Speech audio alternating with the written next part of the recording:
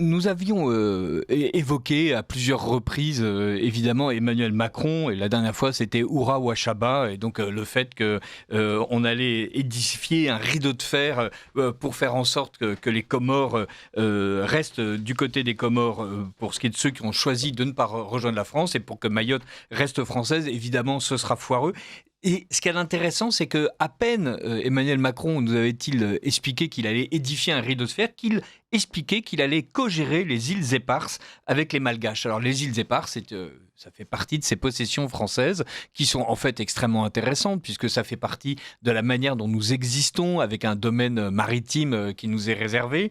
Et il fallait bien sûr que le président français explique Madagascar et les prétentions que Madagascar a sur les îles Éparses étaient bien sûr des prétentions légitimes et plutôt que d'affirmer la souveraineté de la France et d'affirmer les intérêts français, il fallait que le président français nous explique qu'on allait co-gérer ces îles Éparses. Pendant ce temps-là, Manuel Valls, lui, expliquait qu'il fallait trouver une voie originale et inventive et faire preuve de responsabilité sur le dossier de la Nouvelle-Calédonie. Autrement dit, c'est réglé, puisque plusieurs référendums ont fait en sorte que les gens qui habitent en Nouvelle-Calédonie veulent rester français, eh bien, ça ne plaît pas à Manuel Valls, qui explique donc qu'il va falloir être inventif pour faire en sorte de faire avaler la pilule de l'indépendance à tous ceux qui veulent rester français. On est à chaque fois stupéfait de la manière dont ceux qui ont décidé de ne pas écouter le peuple se réclament de la démocratie et ceux qui ont décidé de ne pas aimer la France expliquent à quel point ils vont être français. Et on est aussi stupéfait de la manière dont ce sont tout le temps les mêmes recettes qui nous sont resservies puisque que se passe-t-il ? Eh bien, Emmanuel Macron a décidé de créer une commission mixte franco-malgache d'historiens chargés d'étudier, je cite, les guerres de décolonisation et des atrocités qui ont été commises à cette époque, donc 1947, à Madagascar. Emmanuel Macron nous ressort la soupe qu'il nous sert systématiquement. Il a fait des commissions mixtes franco-camerounaises, franco-algériennes, franco-sénégalaises, franco-haïtiennes. Et à chaque fois, au miracle, la commission accouche d'un rapport qui explique à quel point la France est nulle, à quel point la France est méchante, à quel point la France n'a rien fait, à quel point la France a été sanguinaire et à quel point, évidemment, et les Camerounais, et les Algériens, et les Sénégalais, et les Haïtiens ne sont que de pauvres victimes à qui la France n'a rigoureusement rien apporté, même pas la capacité à produire des historiens, car il est bien connu que l'Algérie était une espèce de centre universitaire médiéval extrêmement connu dans le monde. Je plaisante, voilà, la Sorbonne, tout le monde connaissait. En revanche, les universités du côté de ce qui n'était pas encore l'Algérie, il n'y en avait pas trop. Et il nous a toujours resservi cette idée qu'on allait faire la vérité et que la vérité, la mémoire, l'histoire et la réconciliation verraient le jour ensemble, main dans la main. Eh bien non, en fait, Emmanuel, chaque fois que tu nous as lancé une de ces commissions débiles, tu as fait en sorte que personne ne se réconcilie et qu'au contraire, les Algériens nous réclament toujours plus, alors qu'on leur a déjà tant donné, c'est nous qui leur avons filé le Sahara, que Haïti nous réclame des sommes folles, il n'y a aucune raison, au contraire, c'est eux qui nous doivent de l'argent.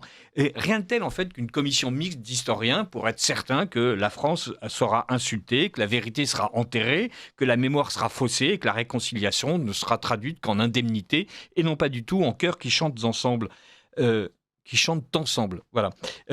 Quand Valls parle de responsabilité, en fait, c'est comme lorsque Macron évoque sa responsabilité à propos de la dissolution. C'est un mensonge.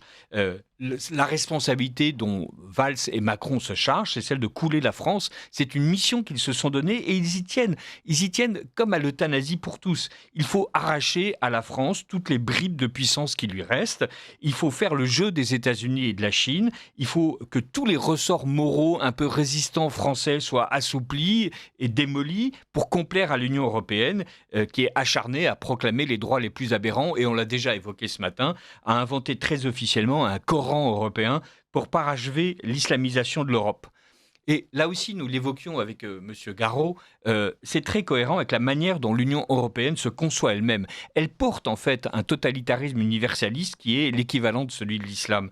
Comme les révolutionnaires français considèrent qu'un citoyen français n'est pas un Français habitant la France, mais un individu adhérent aux valeurs de la République, un sentiment qui doit être d'ailleurs perpétuellement renouvelé, surtout quand ces valeurs varient au gré de décisions anonymes d'un pouvoir informel et occulte, l'Union européenne estime que ces valeurs fluctuantes sont le seul critère d'adhésion, au point que les États déviants sont en fait des dhimmis dans l'Oumma. à défaut d'être imposés, ils ne sont pas subventionnés, comme l'expérimente la Hongrie. Quelles sont ces valeurs d'ailleurs ? Eh bien, le traité européen nous dit que ce sont les héritages culturels, religieux et humanistes à partir desquels se sont développées les valeurs universelles. Et donc, ces prétendus héritages culturels, religieux et humanistes sont soigneusement expurgés, bien sûr, de tout ce qui ressemble de près ou de loin à des racines chrétiennes. Dans un ouvrage remarquable que j'ai déjà cité, André Bonnet, nous a écrit dans L'épreuve de la trahison démocratique, publié aux éditions de l'Artilleur cette année, à quel point Guy Bréban, communiste français qui participa à la rédaction de la Charte des droits fondamentaux de l'Union européenne, a fait exprès de rejeter l'idée des racines chrétiennes de l'Europe, car elle serait incompatible avec l'universalisme, je cite, d'un projet fondé sur des valeurs qui sont le patrimoine commun de l'humanité. Pour un européiste, les valeurs de l'Europe ne sont pas du tout les valeurs historiques de l'Europe, ce sont les valeurs qui permettent à l'Europe d'être un projet universel. Et un projet si bien universel que l'Union européenne peut accueillir n'importe quel État. André Bonnet relève, et c'est absolument stupéfiant, qu'il n'y a pas de définition des frontières européennes, mais au contraire, qu'on a fait exprès de ne pas assigner de frontières géographiques à cette Europe, et qu'il suffit, dans le traité établissement une constitution pour l'Europe, rejeté par les Français en 2005 et dans le traité de Lisbonne en 2007, qui reprend tout du traité rejeté, un État européen est en fait un État qui respecte les valeurs visées à l'article 2, donc je les ai déjà citées, et qui s'engage à les promouvoir. N'importe quel État qui respecte les valeurs visées à l'article 2, la Turquie par exemple, et pourquoi pas l'Algérie demain, en attendant que la Hongrie vienne à récipiscence, est admissible à l'Europe. L'Europe est un projet, en fait, universaliste de domination. On est là aussi stupéfait de la manière dont on nous explique que être européen, ce n'est absolument pas appartenir à un espace géographique un peu fermé, appartenir à un ensemble ethnique un peu défini, appartenir à une culture historique à peu près certaine. Non, pas du tout. Tout ça, ce n'est rien par rapport aux héritages culturels, religieux et humanistes à partir desquels se sont développées les valeurs universelles. Et qui fait que ce sont ces valeurs, donc les plus universelles possibles, les moins européennes qui soient, qui vont pouvoir nous mettre en marche vers une Union européenne élargie au monde entier. C'est un peu comme l'OTAN, dont on nous a expliqué, puisqu'il s'agit du traité de l'Atlantique Nord, qu'en fait, on va l'étendre au Pacifique. En fait, tous ces grands machins mondialistes sont censés, peu à peu, faire en sorte que nous soyons totalement dissous. Et évidemment, Emmanuel Macron, à base de commission mixte, franco, ce que tu veux, va pouvoir faire en sorte de légitimer n'importe quel renoncement. Bon, heureusement, la droite républicaine qui a fait élire le président français, qui a piétiné le référendum de 2005, et la droite républicaine qui a en permanence réussi à faire élire Emmanuel Macron, va faire en sorte que tout se passe bien, puisque, vous me direz, ça n'a pas trop de rapport, mais si quand même, parce que je suis absolument fasciné de la manière dont la droite se tire une balle dans le pied en permanence et fait en sorte, en fait, de supprimer les jambes des Français.